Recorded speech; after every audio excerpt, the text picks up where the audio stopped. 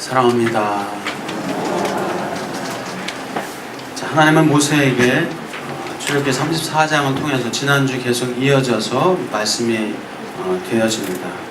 언약을 확인하십니다. 언약을 갱신하십니다. 나는 여호와 너희의 하나님이다. 너희는 나의 백성이 된다. 내가 가나안 땅을 너희에게 줄 것이다. 대신 그 거민과 가나안 주민과는 언약을 세우지 말라 하시면서 그 언약을 다시 한번 확인하십니다. 두 돌판을 새겨서 모세를 통하여서 이스라엘 백성에게 말씀하십니다.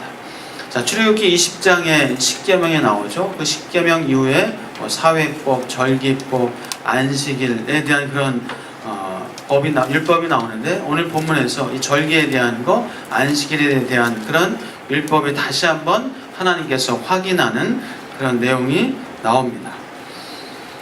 자, 무교절, 유월절, 칠칠절, 초실절, 안식일 이런 절기들이 나오는데요. 먼저 무교절의 언약을 확인하십니다. 자, 무교절 하면은 유월절이다 생각하시면 맞습니다.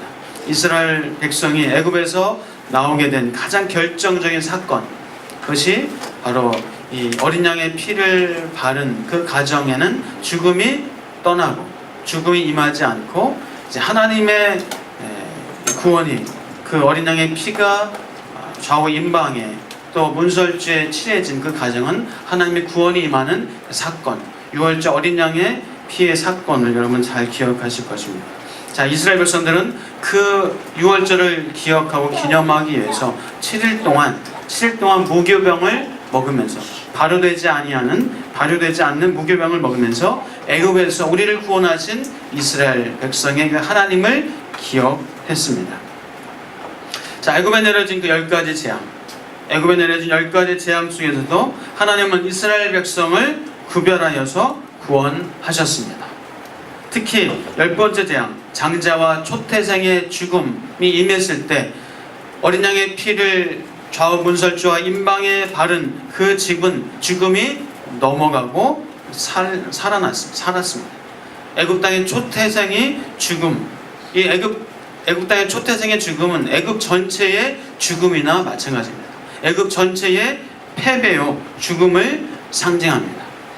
그것은 또한 이스라엘 백성 전체의 승리요, 구원을 상징한다 말할 수 있습니다.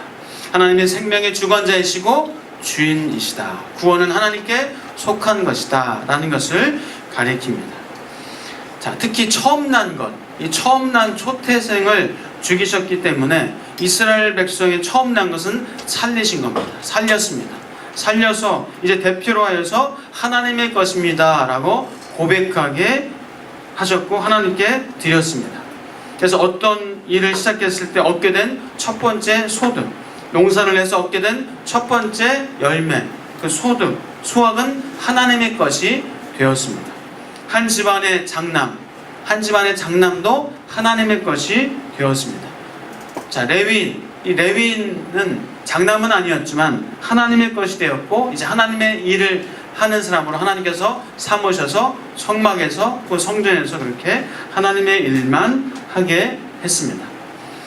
자, 오늘날도 이 초태생 하나님께 드려야 한다 하면서 어떤 분들은 장남을 하나님께 서원했습니다 라는 분도 간혹 계십니다.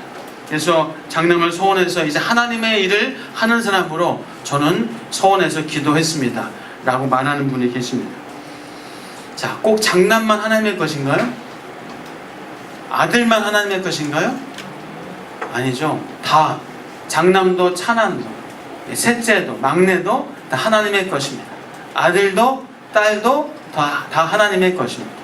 그래서 꼭 장남만 하나님의 것인 거로 하나님의 일을 하라고 서원했습니다. 이것은 물론 그 마음은 제가 이해는 가지만 아직 너무 구약적인 어떤 그런 사고에 치우쳐져 있지 않나 생각합니다. 우리 모두가 다 하나님의 일을 하라고 부름 받았습니다. 자, 목사만 하나님의 일을 하는 건가요? 선교사만 하나님의 일을 하는 건가요? 아닙니다. 교사도, 공무원도, 학생도, 직장인도, 경찰도 다 하나님의 일을 하는 거예요. 다 하나님의 일을 하고 있다는 사실. 여러분이 다 하나님의 일을 하고 있는 거예요. 가정주부도 엄마도 아빠의 일도 하나님의 일입니다. 우리 믿음의 사람들이 하나님의 마음을 가지고 하는 것은 다 하나님의 일이에요. 이것을 바꿔서 얘기하면요, 만약에 자칫 목사가 하나님이 주시는 마음이 아니라 자기의 욕심, 자기의 탐욕으로 무엇인가 사역을 하고 목회를 하고 한다. 그러면 그것은 하나님의 일이라고 할 수 있을까요? 그럼 하나님의 일이 아닌 거예요. 일 자체가 이것은 하나님의 일이고 이것은 하나님의 일이 아니다라고 그렇게 구분 지어서는 안 되는 겁니다.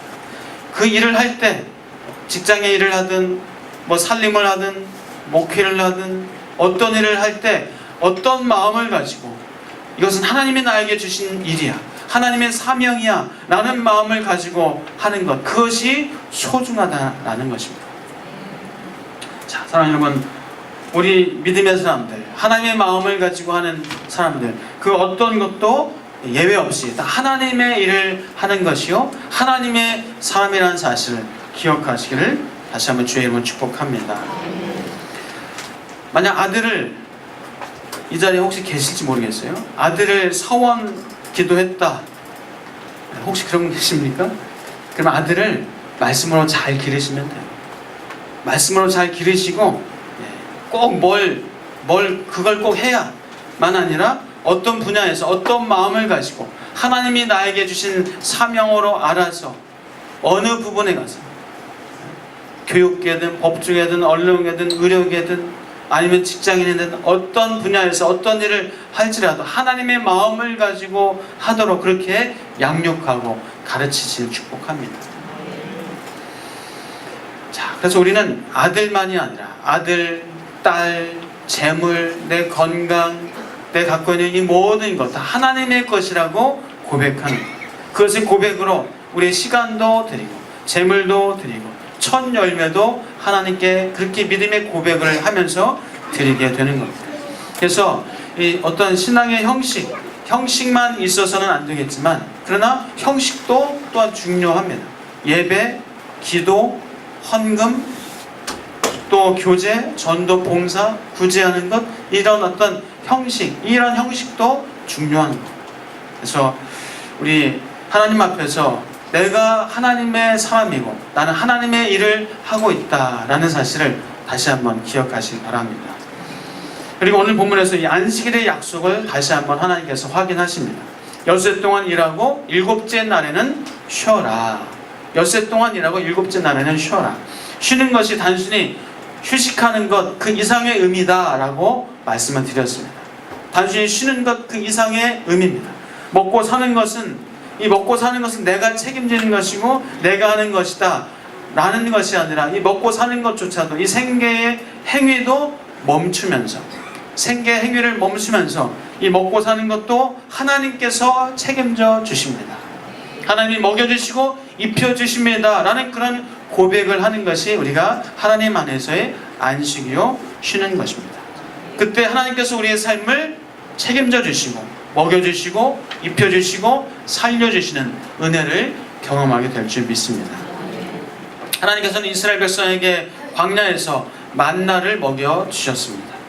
엿새 동안 진 밖에 나가서 만나를 거두어 왔습니다. 그리고 엿새 동안은 그 만나를 먹었어요. 그러나 일곱째 날에는 만나를 하나님이 내려주지 않으셨습니다. 왜요? 하나님과 안식하면서 너희들이 너희의 생계를 위해서 진 밖으로 나가서 구하러 만나를 구하러 간다 할지라도 하나님께서 주셔야 만나를 먹는 것이다. 하나님께서 공급자이시다 라는 것을 하나님이 가르쳐 주시려는 그런 의도가 담겨져 있습니다. 자, 우리 삶의 모든 것의 공급자는 하나님이심을 우리가 고백하는 저와 여러분이신 줄 믿습니다. 또 77절, 또 수장절에 대한 그런 절기가 나옵니다.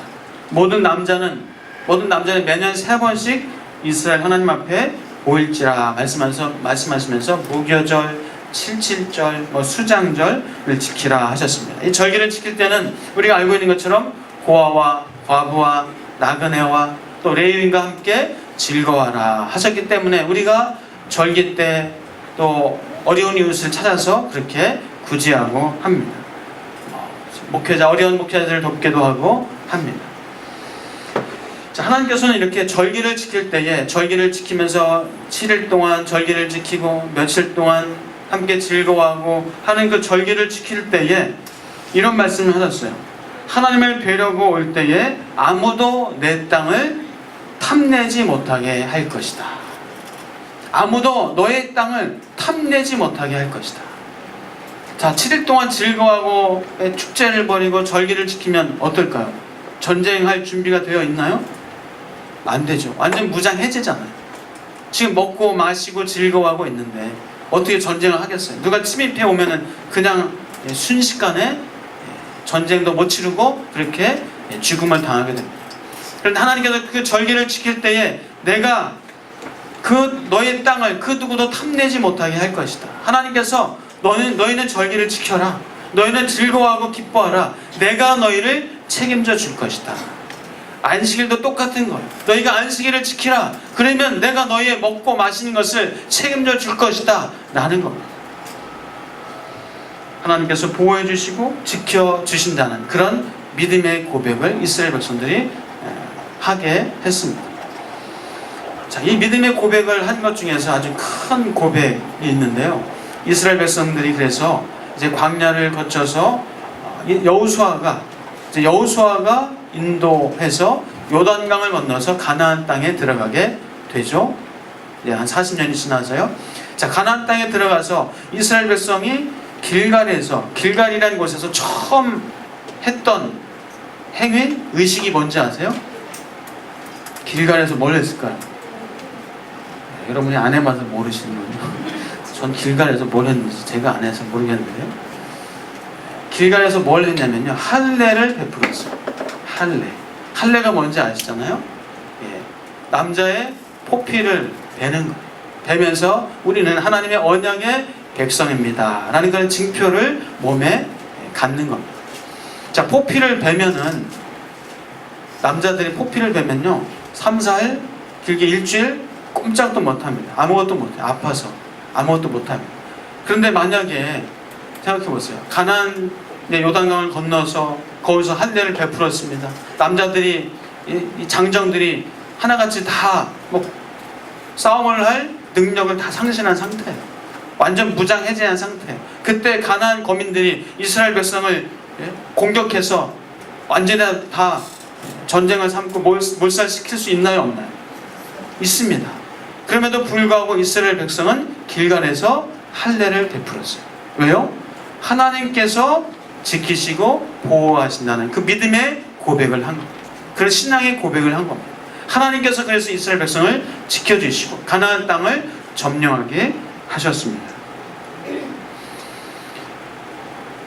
지금 은혜샘 교회를 목회하고 있는 또 총신대학교 신학대학원에서 학생들을 가르치고 있는 김영욱 목사님, 이 김영욱 목사님 우리 교회 2주년 감사예배 때 오셔서 말씀을 전해주시기도 하셨는데요.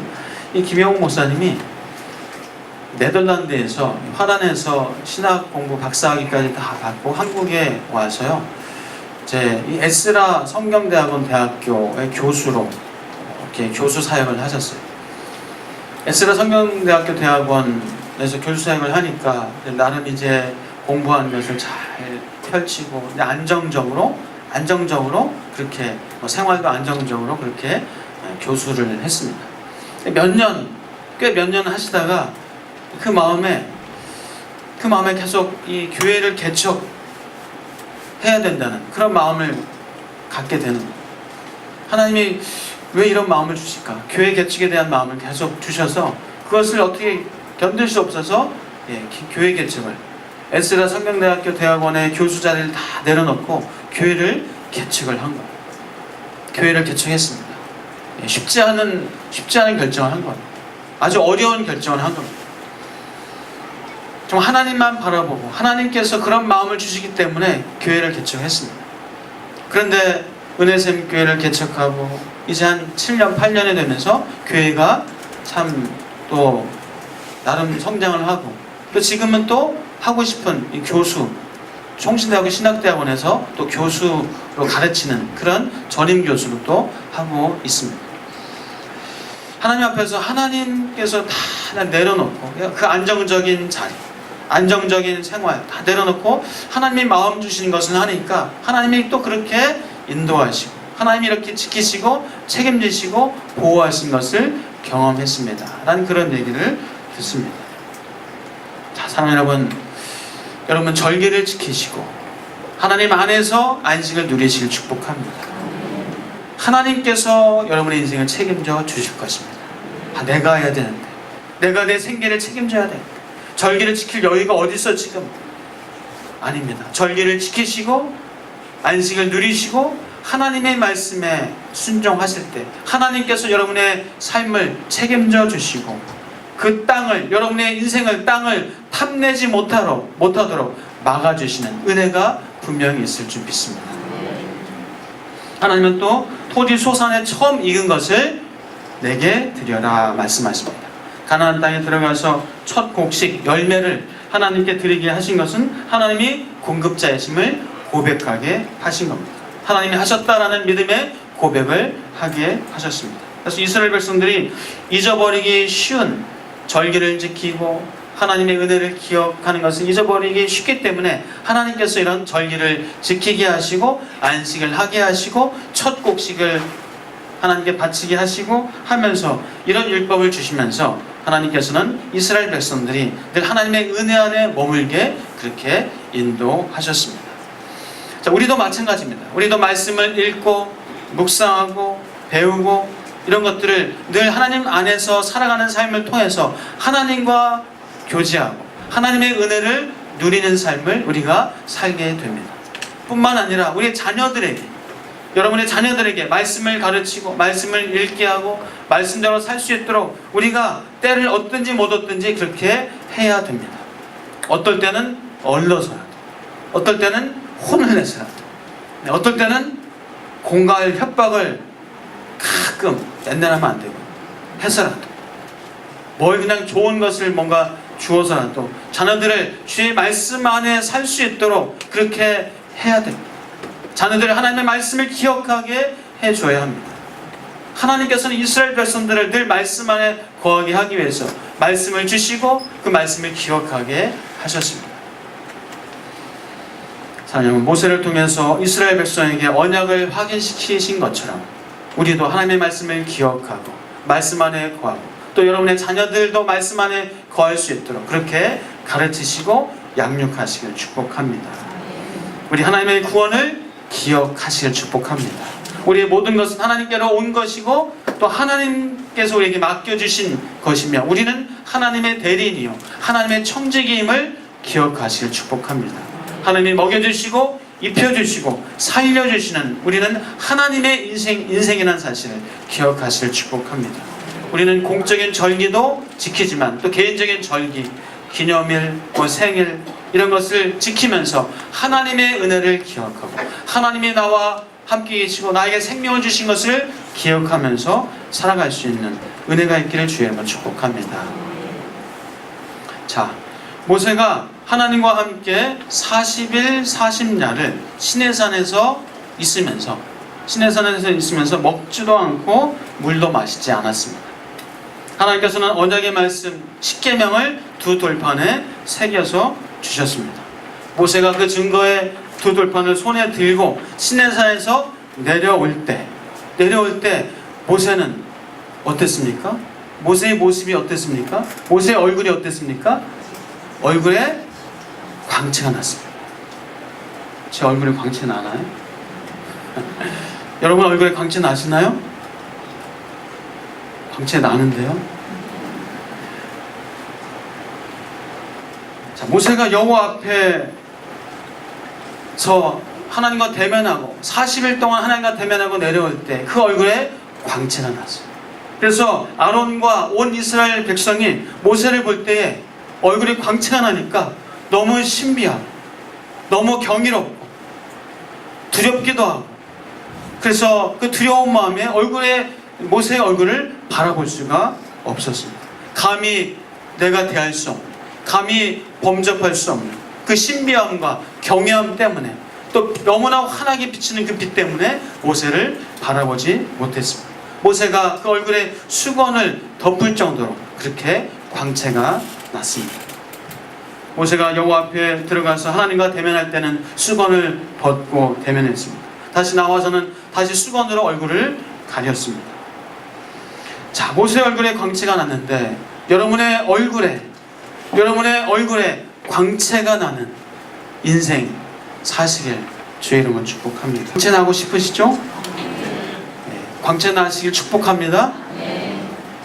자, 우리는 스스로 광채를 낼 수 있는 존재는 아닙니다. 우리는 스스로 광채를 낼 수 있는 존재가 아닙니다. 우리는 나 스스로 발광할 수 있는 존재가 아닙니다.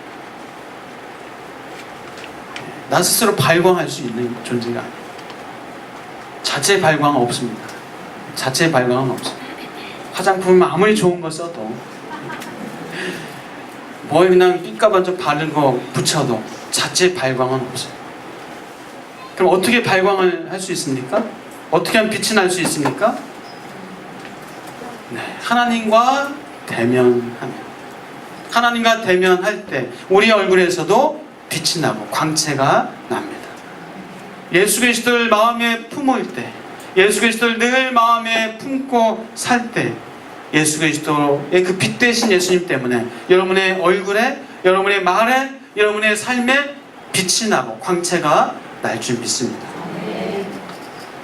자, 우리는 예수 그리스도를 믿고 그리스도의 영을 품고 있는 사람이기 때문에 광채가 날 수 있는 존재예요.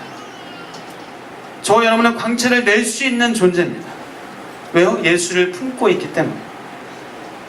우리는 광채나는 인생으로 살 수 있고 해와 같이 빛나는 인생으로 살 수 있는 존재입니다.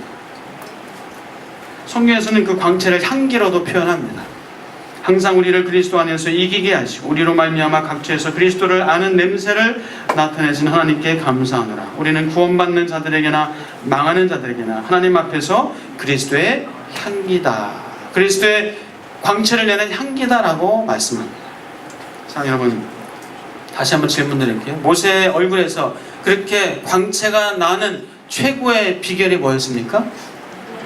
가장 큰 비결이 하나님과 대면하는 거였어요. 하나님과 대면하는 것. 자, 시내산에서 하나님과의 만남이 있었습니다.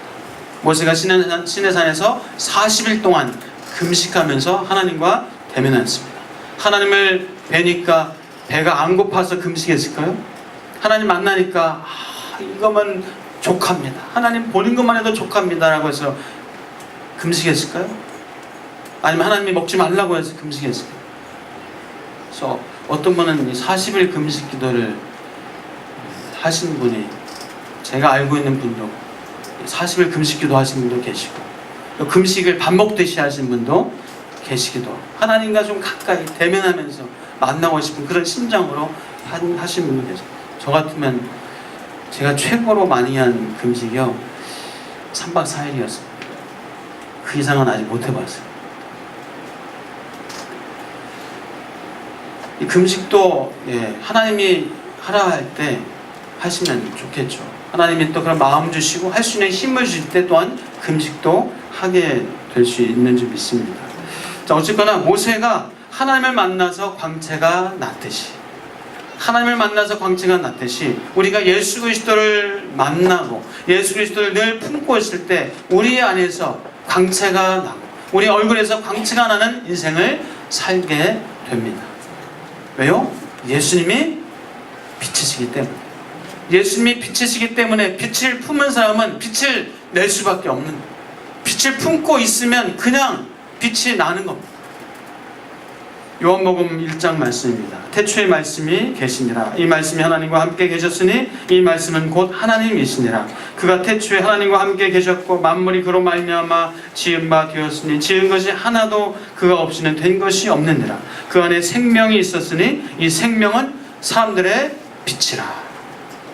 요한계시록 21장입니다. 그 성은 해나 달의 비침이 쓸데없으니 이는 하나님의 영광이 비치고 어린 양이 그 등불이 되심이라. 만국이 그 빛 가운데로 다니고 땅의 왕들이 자기 영광을 가지고 그리로 들어가리라. 낮에 성문들을 도무지 닫지 아니하리니 거기에는 밤이 없으리라. 자, 예수 그리스도가 빛이기 때문에 예수 그리스도를 품은 저와 여러분에게서 그 얼굴에서 빛이 나는 인생을 우리는 살 수 있습니다. 혹시 내가 빛이 안 나고 있고 나는 지금 빛을 내지 못하고 있고 하다면은 여러분 예수 그리스도를 더 깊이 만나시고 대면하시는 은혜가 있기를 축복합니다. 자, 빛이신 예수님을 만나면 그 빛을 우리는 반사할 수밖에 없습니다. 우리도 예수 그리스도의 빛을 반사하는 빛으로 살게 됩니다.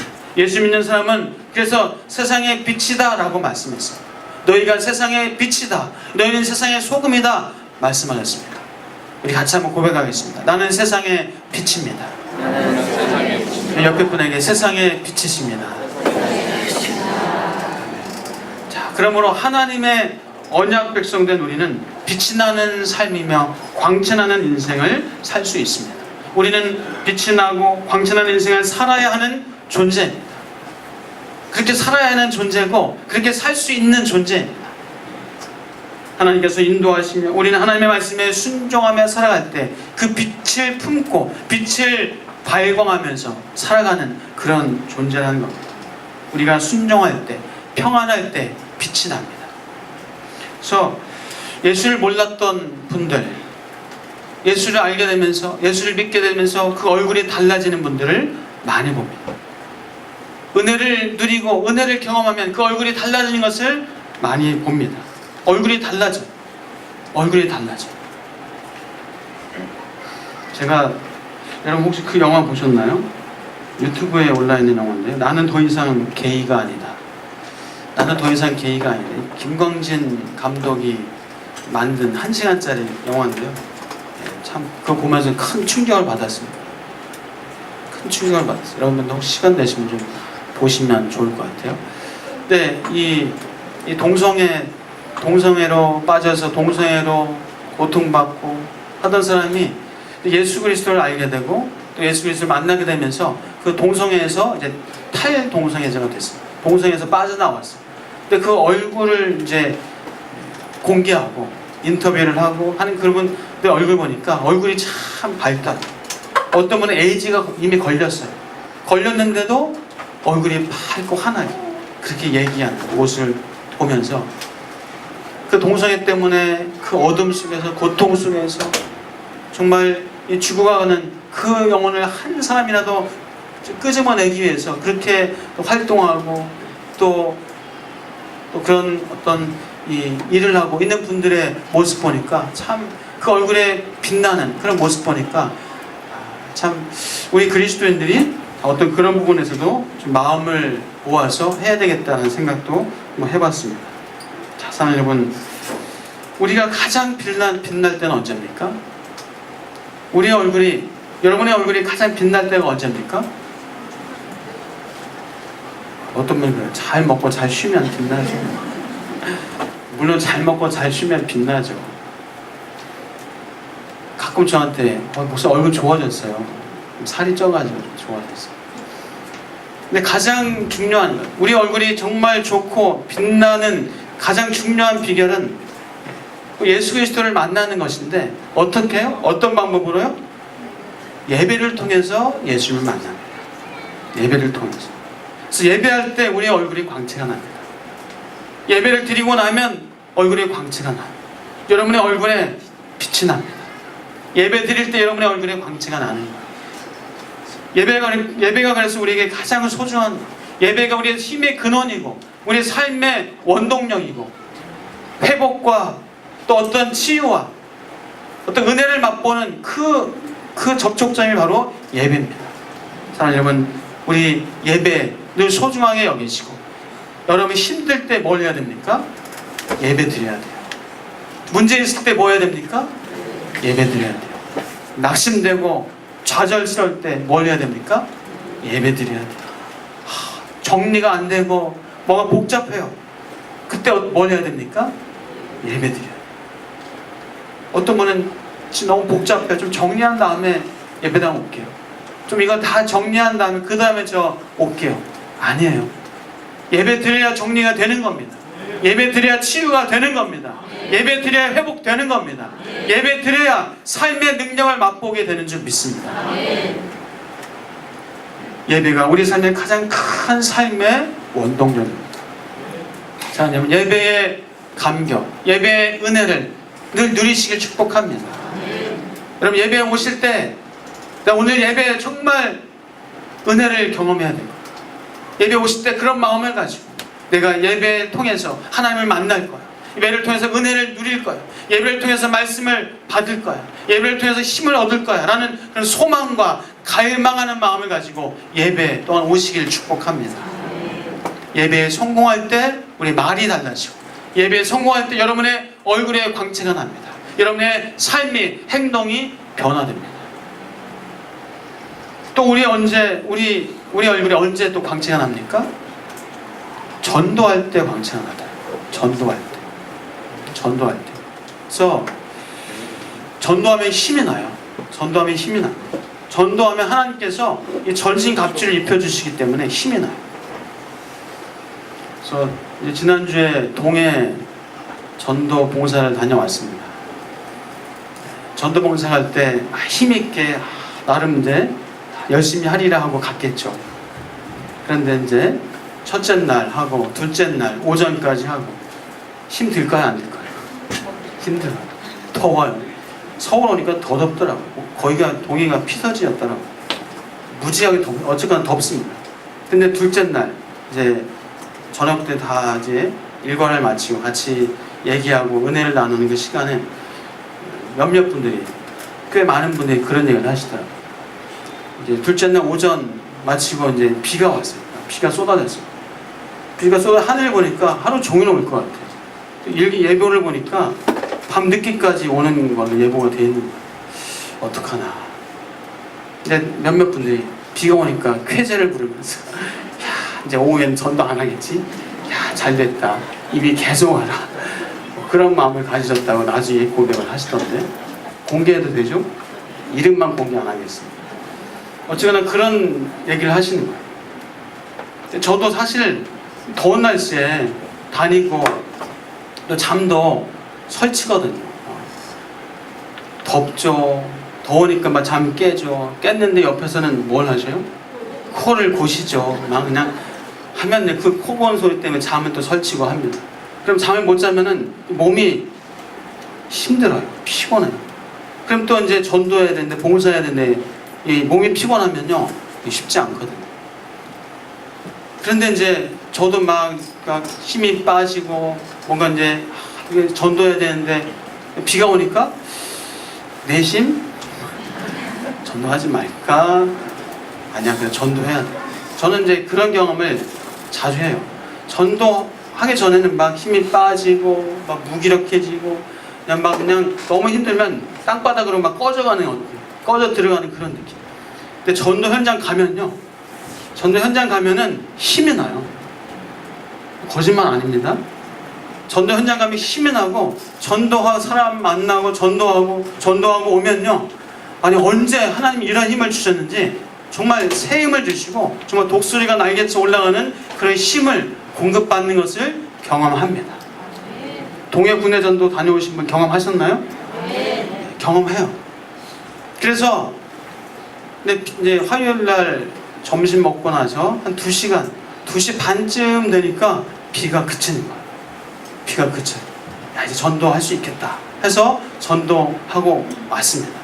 그러니까 이제 저녁 때 모여서 하시는 얘기가, 내심 힘들어서 더워서 비가 오니까 안 했으면 좋겠다 했는데 전도하고 나니까 너무 힘이 난다고, 전도하고 오니까 너무 좋다고, 왜 이렇게 시간이 빨리 지나가냐, 또 전도 시작한 것 같은데 끝나고 오려니까 너무 아쉬웠다고, 그런 얘기들을 하셨습니다. 자, 여러분, 전도하면 왜 힘이 나는지 아세요? 전도하면 왜 막 독수리 날개쳐 올라가는 새 힘을 얻는지 아십니까? 여러분, 힘 얻고 싶으십니까? 그럼 전도 오세요. 주일 전도대 오세요. 목요전도대 오세요. 힘이 납니다. 예수를 외치고 예수를 말하면요, 힘이 나요. 왜 힘이 나는지, 전도하면요, 여러분, 이 전도는, 이런 말씀 드리면 좀 이해가 가실지 모르겠는데, 전도는요, 이 영적 전쟁이에요.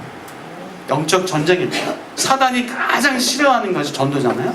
자기의 수하에 있는 사람들을 하나님의 백성으로 데려가니까 얼마나 싫어하겠어요. 전도는 영적 전쟁입니다. 그래서 사단이 아주 강력하게 막아요. 못하게 합니다.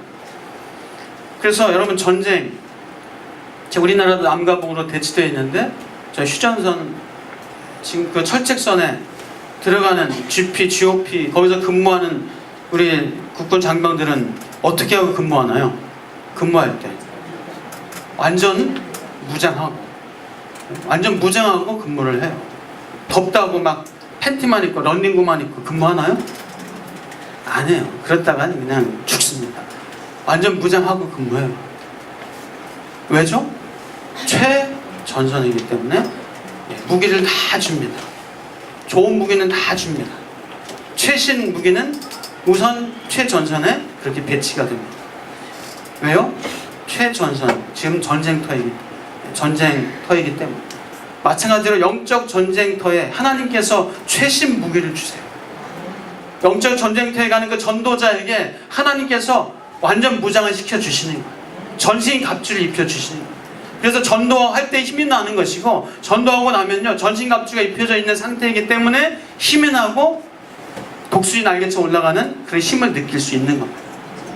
사랑하는 여러분, 힘 빠지실 때 예배하시고, 힘 빠지실 때, 낙심될 때 전도하시길 축복합니다.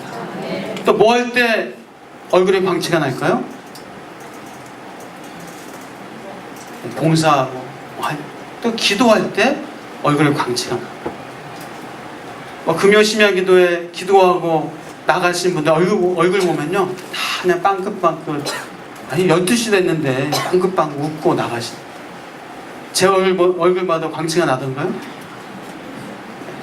기도하고 나면요, 광채가 나요. 기도하고 나면 평안해요. 기도하고 나면요, 문제는, 어려움은 여전히 내 앞에 있지만, 그러나 마음에 평안이 있어요. 그래서 그것을 넘어설 수 있는 힘과 은혜를 얻게 됩니다.